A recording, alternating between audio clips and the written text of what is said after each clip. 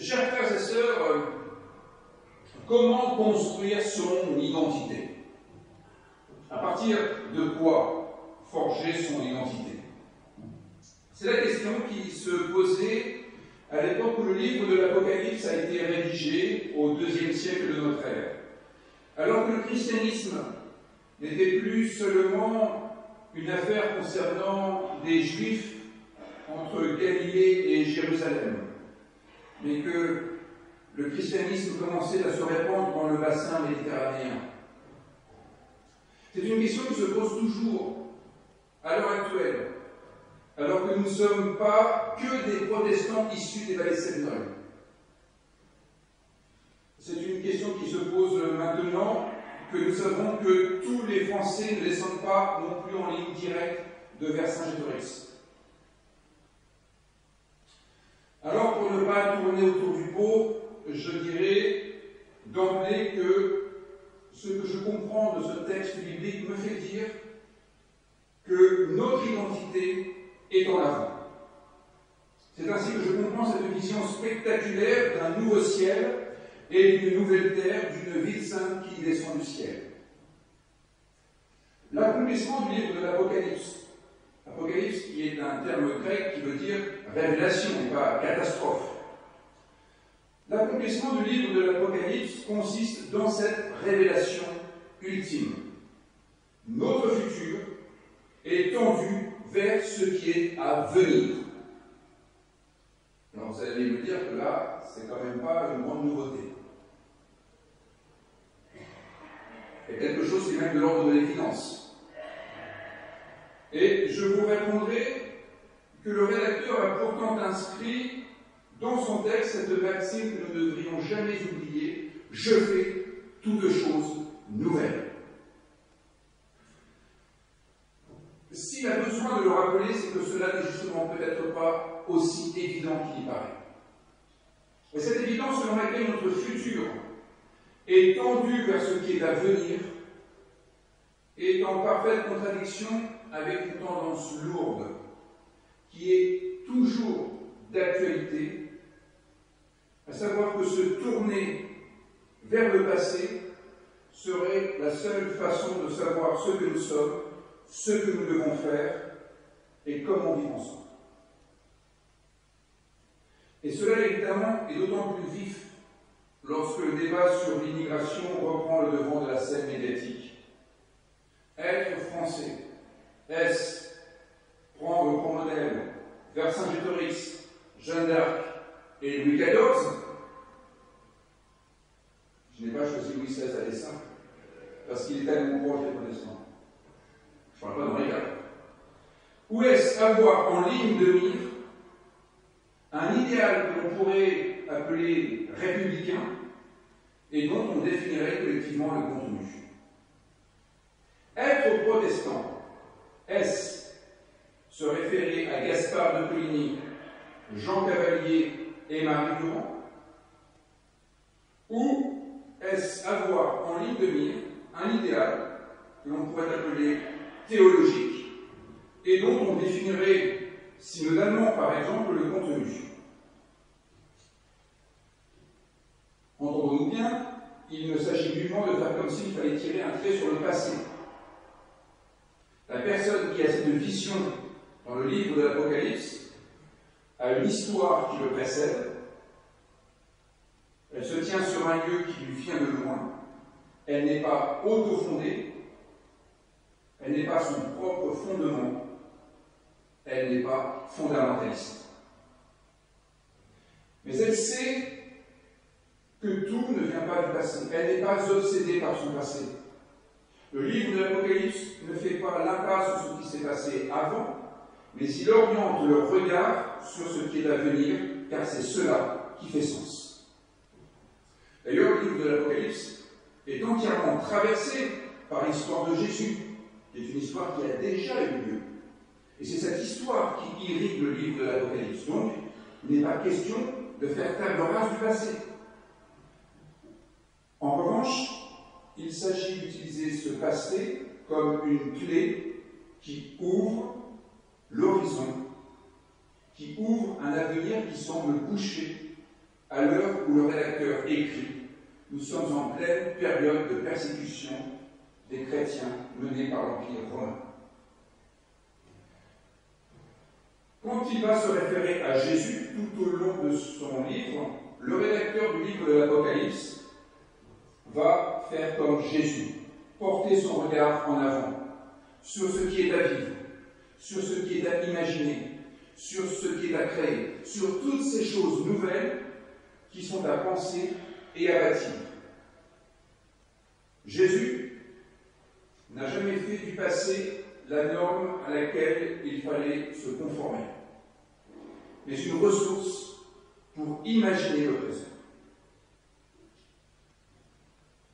Alors bien entendu, il n'est pas question de forcer qui que ce soit à adopter cette vision des choses. Toutefois, le rédacteur met en garde ceux qui considéreraient que nous devons nous conformer à ce que nos ancêtres ont été pour pouvoir être pleinement membres de la communauté. Et le rédacteur le fait en établissant cette liste de personnes qui ne connaîtront que le feu ardent et le soufre. Un verset que bien souvent on ne lit pas, le verset 8. On s'arrête en général juste avant, quand ça reste très positif. Mais il faut maintenir ce verset 8, qui est une menace. Cette menace, c'est la menace de l'enfer, figure symbolique d'une vie qui n'est plus possible. Ce qu'il nomme la seconde mort, c'est-à-dire une mort qui n'est pas biologique, mais existentielle.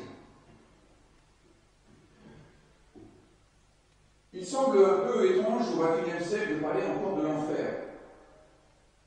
Cela peut sembler bien naïf. Qui pourrait encore prétendre qu'il y a un enfer? Mais si l'on pense l'enfer comme une métaphore, et ici, la métaphore de ceux qui vivent sans Dieu, je dis de façon un peu polémique pour l'heure, eh bien, cela dit quelque chose à celles et ceux qui prétendraient vouloir vivre sans Dieu, ce qui est le cas en fait de la plupart de nos contemporains. Et donc, je le dis de façon polémique. Ces contemporains qui disent, non seulement on peut vivre sans Dieu, mais la vérité, c'est qu'on vit beaucoup mieux sans Dieu. Eh bien, ce passage biblique, pourtant, dit exactement l'inverse. Il faut donc en faire quelque chose. Ce passage biblique dit que ceux qui ne veulent pas de Dieu, ceux qui ne veulent pas être fils de Dieu, ceux qui rejettent Dieu, sont ceux qui vont souffrir. On pourrait dire au sens strict du terme, et de manière donc légèrement polémique, que les athées sont condamnés à l'enfer. Vous voyez, là, on est dans une prédication tout à fait orthodoxe, tout va bien. Comment comprendre cela? Cela se comprend par la liste des personnes concernées. Elles ont en commun d'avoir un véritable problème avec l'autre, avec les autres. Le lâche fuit les autres.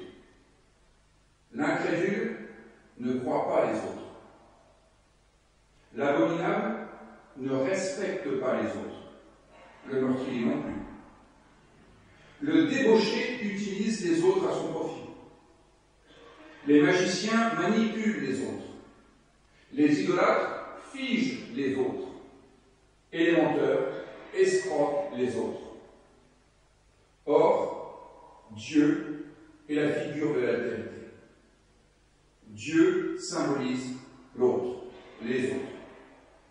Dieu, c'est ce qui nous retient de tout rapporter à nous, de considérer que le monde est le simple prolongement de nous-mêmes et que le monde nous appartient.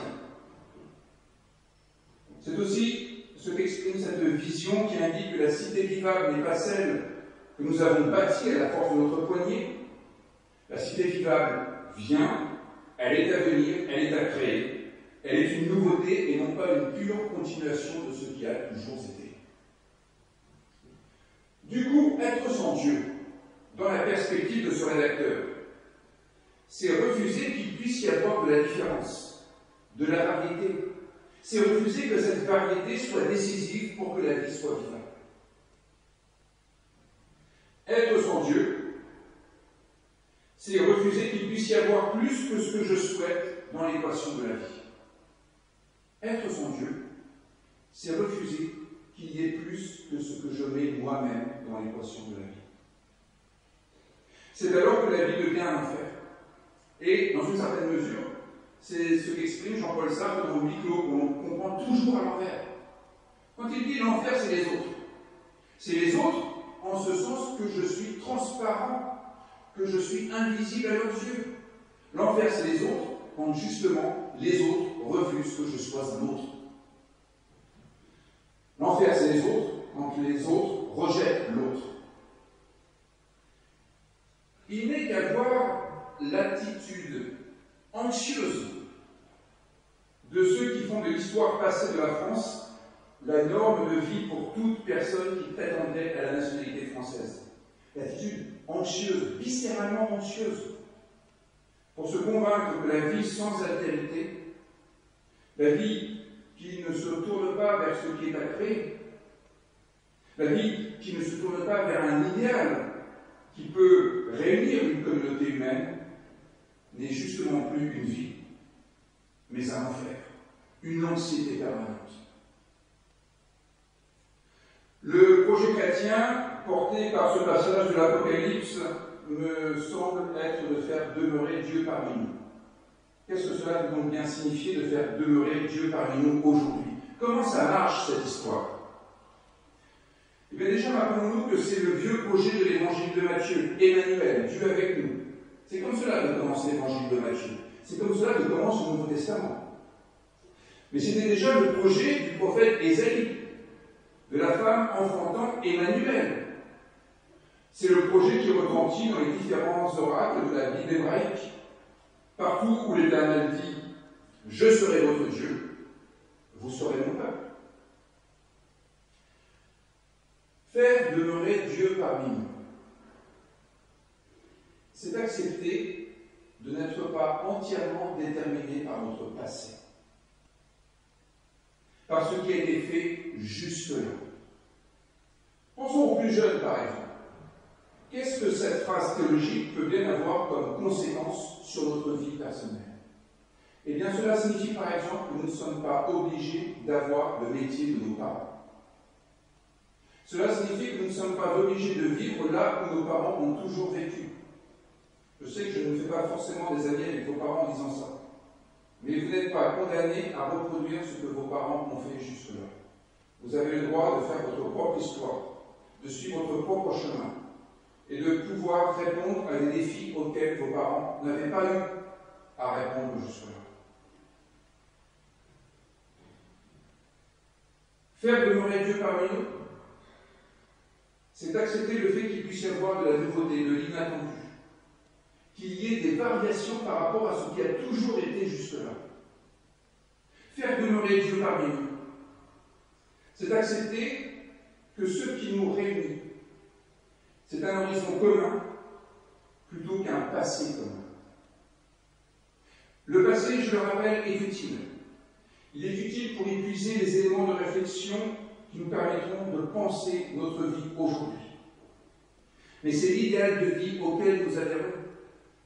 Dieu, pour le dire de manière théologique, qui est décisif pour construire une communauté. Ici, dans le passage de l'Apocalypse, le contenu de cet idéal, ce que Dieu désigne, c'est ce qui instaure une vie débarrassée de ce qui cause les pleurs, les cris, les grincements de dents. Une vie débarrassée de tout ce qui cause les séparations, les divisions, les blessures. C'est cela le royaume de Dieu. C'est cela le royaume des cieux. C'est cela la nouvelle Jérusalem. Une vie qui n'est plus orientée par ce qui blesse, par ce qui humilie, par ce qui fragilise, par ce qui endeuille, par ce qui effraie. Le royaume de Dieu, c'est lorsque nous orientons notre vie, nos choix de vie, dans le sens d'un apaisement des relations interpersonnelles, dans le sens d'une reconnaissance de l'autre qui va bien au-delà de la simple tolérance. Souvenez-vous de ce que disait Rameau Saint-Étienne à l'Assemblée constituante en août 1789. Ce n'est pas la tolérance que nous demandons, c'est la liberté. Ajoutant qu'il espérait bien, et Michel Gay nous le rappelait au mois de septembre, espérant bien qu'un jour, on n'utiliserait plus jamais le mot de tolérance. L'Académie le maintient dans le dictionnaire. Le royaume des cieux. C'est lorsque notre vie est tendue par un idéal, vers un idéal, qui consiste à vivre en frères et sœurs avec les autres, tous les autres, y compris ceux que nous n'avons pas choisis, sans chercher à ce que l'autre s'aligne sur ma façon de vivre, mais en cherchant avec l'autre les bonnes manières de vivre cet idéal, cette société vraiment humaine, qui se préoccupe d'essuyer les larmes au lieu de les faire couler, qui s'efforce d'encourager les personnes au lieu de s'en débarrasser, qui s'efforce d'apporter la paix intérieure au lieu de plonger les autres dans l'angoisse, qui prend soin du prochain au lieu de s'évertuer à le faire souffrir. Contre une vie sans Dieu, c'est-à-dire sans préoccupation de l'autre, sans miséricorde.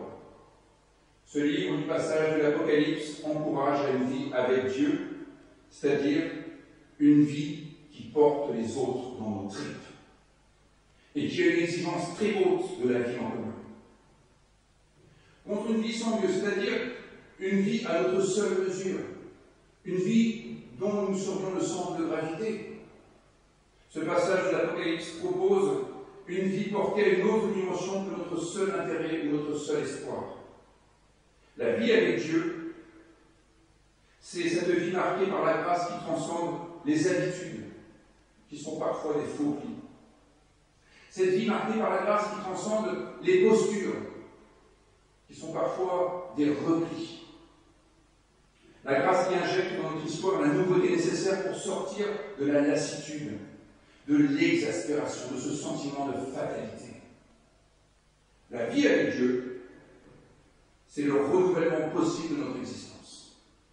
Quand nous avons le sentiment d'être arrivés au bout de tout, y compris au bout de la Bible, imaginez-vous bien que cette parole retentit à l'avant-dernier chapitre de la Bible.